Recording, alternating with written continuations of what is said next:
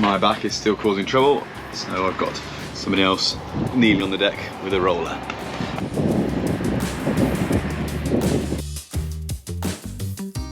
After having to stop halfway through the paint job last week due to a miscalculation of the amount of paint needed, we were excited to get going again. I was so excited that I didn't even bother to change out of my pyjamas. I'm literally wearing the wrong clothes for this job. A glue is really sticky. It's really sticky, we don't want to get on your clothes, do we? And I'm wearing my best dress. Best dress. Okay, so you're going to get changed with some grubbier clothes and you can help me with Flex. Tilly's been really useful actually. This is a job I did start with Stoney earlier the week, and despite having decades of experience, Tilly can also help.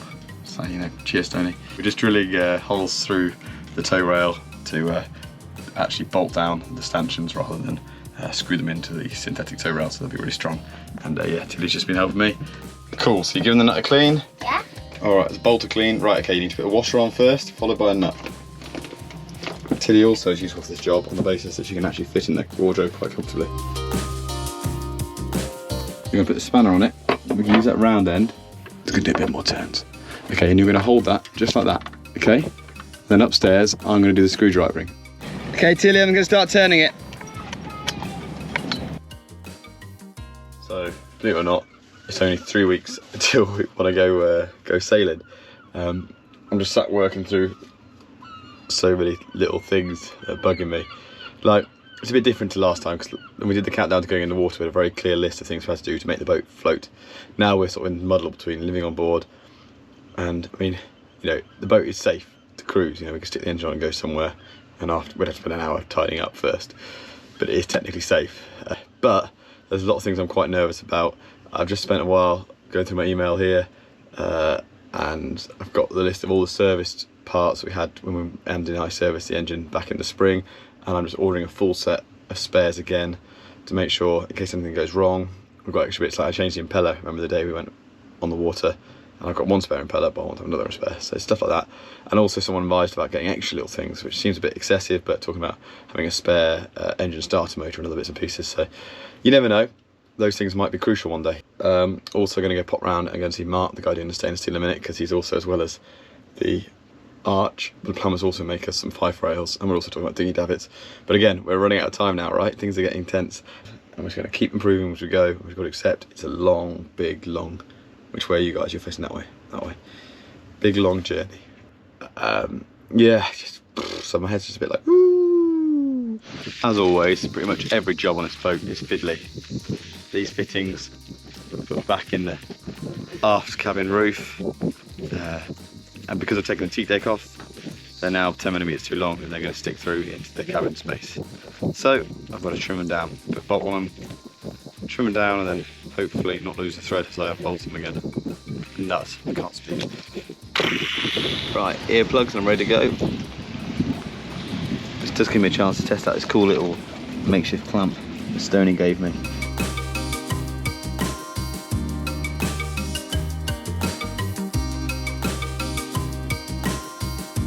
Yeah, I've cut these threads off and I just want to make sure I haven't damaged the end of the thread so much that I can't still use a nut. Which is why I'm just going over this again, using the nut itself a bit like a die tap set.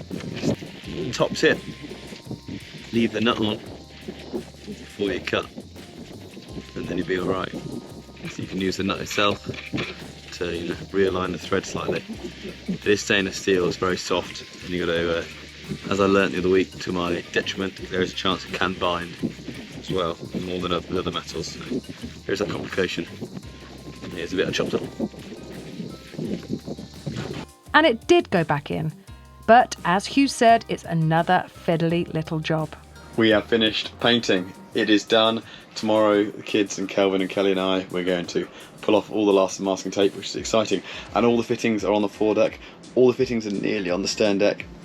So we're getting so close now, which is really cool. I'm doing a bit of tidy up in here, just tidying up this space, getting it sorted. We call it the wheelhouse because on the Dutch barge we call it a wheelhouse. The other reason we don't call it the cockpit is because Darcy calls it the cock. Kelly over here is just doing a quick win. What are you doing, Kel? putting on our SSR number, which is a small ship's register number. Every boat has one that's small, probably. And bought a vinyl graphic. I read the instructions about 16 times and I've no clue what they said, so I watched a YouTube video and I'm going, just go for it. I won a competition at your expense once. Tell the story. Tell the story. It was a cooking disasters kind of post that they required, and I sent a photo of the time that Hugh tried to cook an egg. He boiled an egg and I boiled an egg for 5 minutes. we took it out of the water and cracked it open and it was completely raw inside. I have absolutely no idea to this day how he managed it. I still don't know either. But anyway, I'm sure the water was boiling. It wouldn't be a competition to go to River Cottage and do a course, so I was quite pleased about that. Anyway, I bought this River Cottage thing for doing pastries, and I've never used it to do pastries, but what it has come into its own for is to put on this vinyl sticker onto the side of the boat. What Kel doesn't know is that squeegee has also been used by me at least a dozen times for quite useful practical purposes to do with building, and yet again never for pastry, which is a shame because when you came back from River Cottage you bought these most amazing chocolate eclairs you'd handmade. I'm peeling it off now. Well done, Kelly, did a thing. Did a thing. Well done, you did a thing. I'm pleased. What are you walking on my deck for? Oh shit, sorry. I only lacquered a couple of hours ago. When anyone says to you, which one's Esperance? You just go, the one with a park bench on. That's what you need on a ocean-going vessel. Hugh is not happy with my slapdash methods. Well, no, in fairness, like, that one is not too bad. It's out a little bit, but you just came up to me and said, yeah, that's doing. And it was like absolutely on the wonk. But I thought I'd teach Kelly about a ruler and a pencil. So what we can do, you see, look at this. I've just checked, is it bob on 200 mil? Right. From there to there, so it's so easy to find the centre, it's 10. Right. That's the centre. Here's the one that Hugh placed using the ruler method, and here's the one that I placed using my eyes. That's not on the piss. Only very slightly.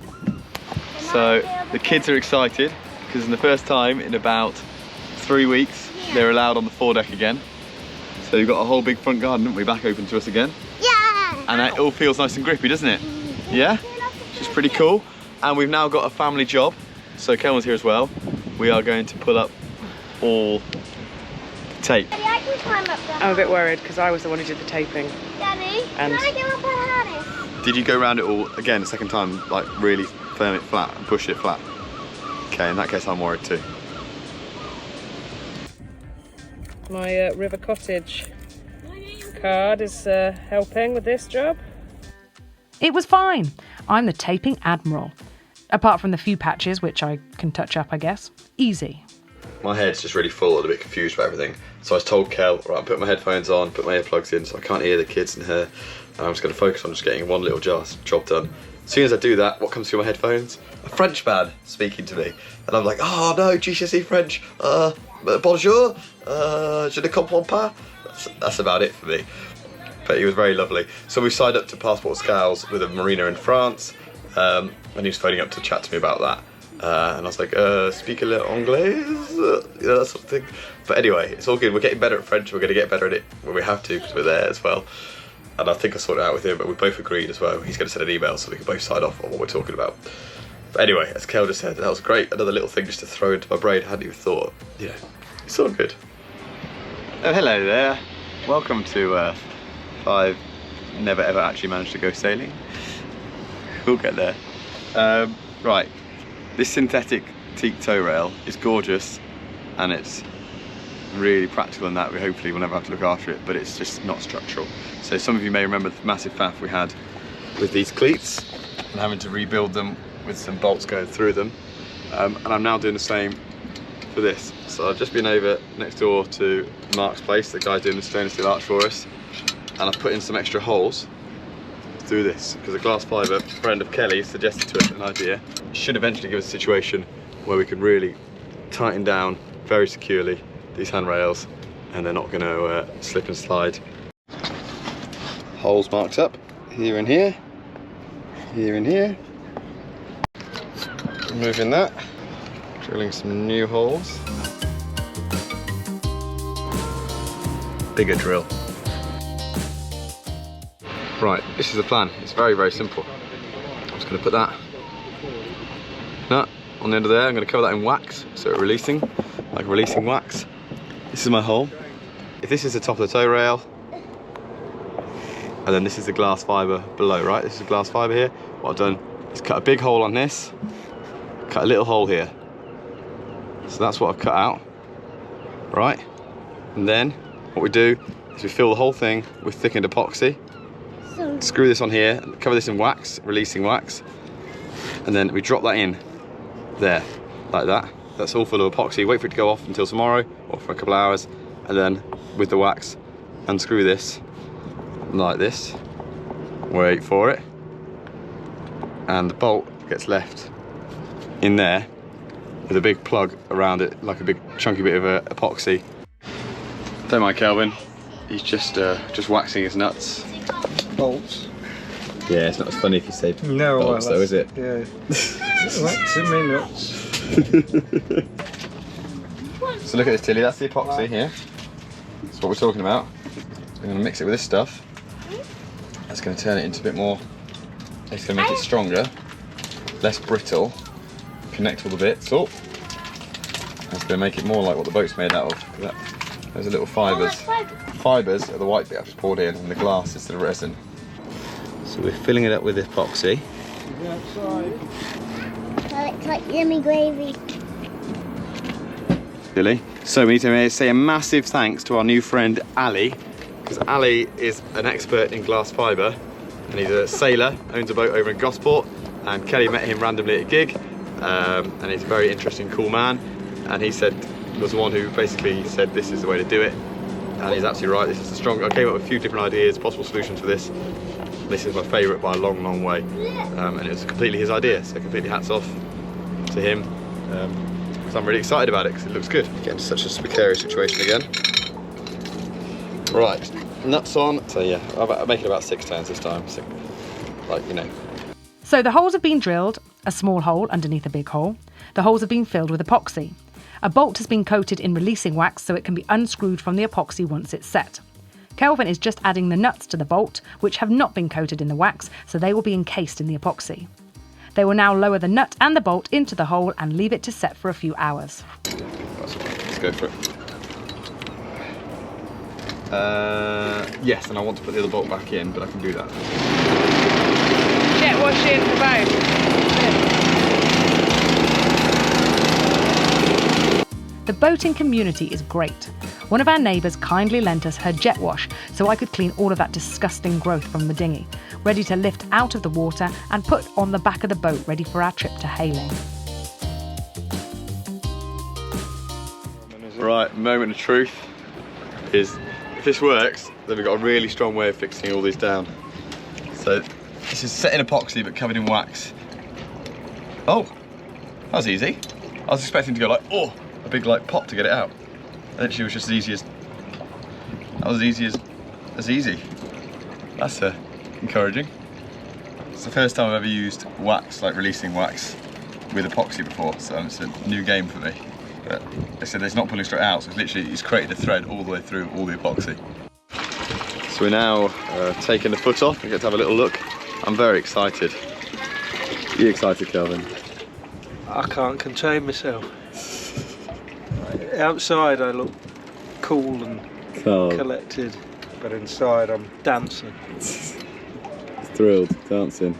Tilly's... So this is the reason we're doing it, because Tilly just leaned on this, and I want her to be able to lean on it as much as she wants to.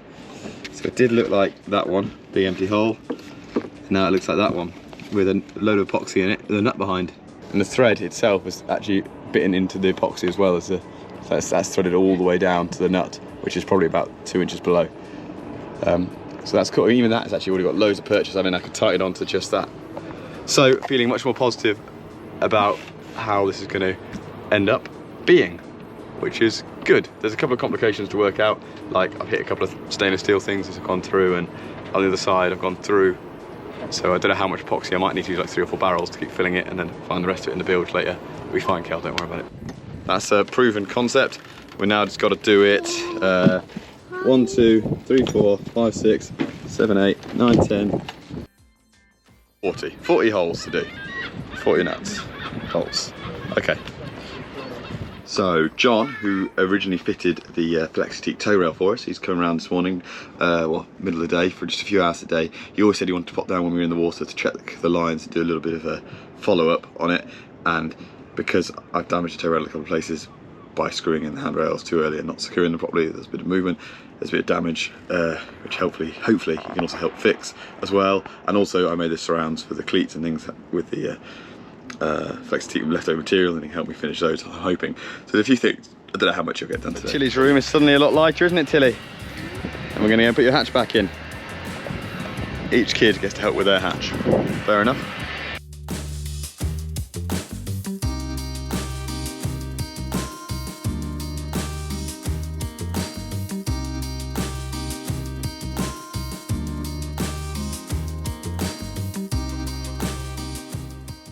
As discussed on a previous video, these Lumar hatches are crap.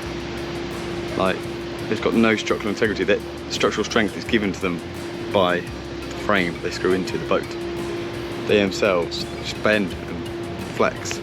Like, really disappointing. I mean, that hatch is a lot of money, and it's just crap. So you've cleared out your room, haven't you? Yeah. So that's what I'm sitting on. All your stuff, because then we've just taken the hatch down. Look how light it is in your bedroom again. Yeah. So I'm going to put that board back up, aren't we? Yeah. And then we can fix the hatch properly, and we can put your room back together. Yeah.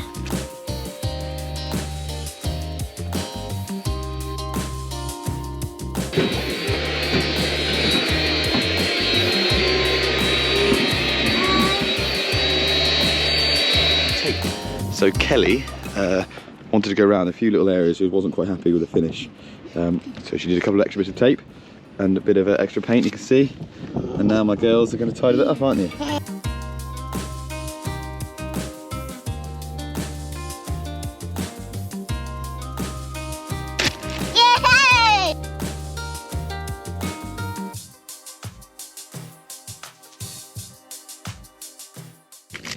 That was the risk, Kelly, you took. Look at this. I don't think there's any more pieces. Yes there is. See those messy lines? Having said that, we can scrape it back. Right, and he's doing Kel. Good job for you.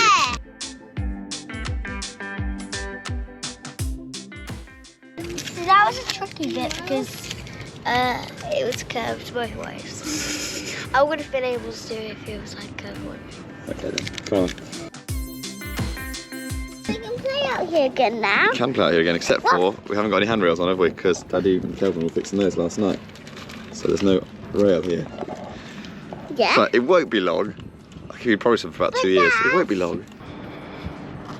It's looking cool, isn't it, Dad? It is. But So I had quite a successful few hours yesterday afternoon and evening. It was amazing how much I got done when I just focused on one task. I spent all day being overwhelmed by the number of things. And then Kel just almost kicked me out, says go and do this job. And I went over to Mark's place, got the drilling done for some of the handrails, and it was just great because I was just able just to get my head down. And then I came back, Kelvin worked with me relentlessly for about 2 hours. And yeah, all of these are now fixed, which is really cool. So I'm feeling really positive about that because that is the last big job outside. The deck's on, it's painted, it's looking gorgeous. If these handrails are secure, then literally I was going to put the winches in on the coaming, back in, blocks again. So I mean that's something that Kel could do in a day. So and then we're ready to rig the sails. Isn't that amazing? After all that slog, we're so close, which is really cool. So feeling pretty positive about that.